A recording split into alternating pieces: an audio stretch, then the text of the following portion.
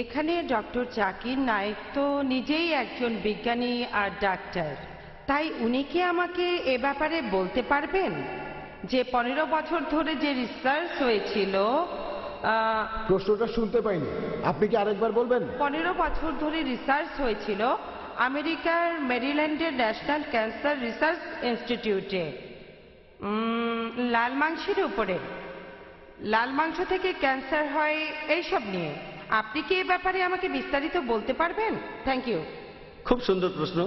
বোন বললেন 15 বছর ধরে রিসার্চ হয়েছিল কোনো ক্যান্সার হসপিটালে। আবারও রিসার্চ, কোনো ফ্যাক্ট না। রিসার্চ আর ফ্যাক্টের মধ্যে পার্থক্য অনেক। আমি এই রিসার্চটা পড়েছি, এ ব্যাপারে আমিও একমত। হোক সেটা ক্যান্সার হসপিটাল বা উনার বলা হসপিটালটা, অনেকগুলো রিসার্চ পড়েছি। ননভেজ খাবারে মলাশয়ের ক্যান্সার হয়। অতিরিক্ত ননভেজ খেলে মলাশয়ের ক্যান্সার হতে পারে যদি সেই খাবারের মধ্যে যথেষ্ট পরিমাণে ফাইবার না থাকে। যদি খাবারের মধ্যে ফাইবার থাকে তাহলে যত ভেজ খান না কেন আপনার ক্যান্সার হবে না। অতিরিক্ত ননভেজ খাবারের সাথে ফাইবার না থাকলে ক্যান্সার হতে পারে। আমরা অনেক ভেজ খাবার হজম করতে পারি না কারণ এতে সেলুলোজ থাকে। খাবারের মধ্যে ফাইবারের কারণেই আমরা এগুলো হজম করতে পারি।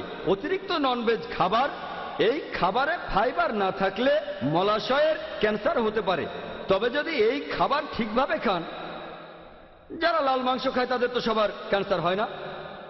অতিরিক্ত খাওয়া কোরআন বলছে এটা হারাম।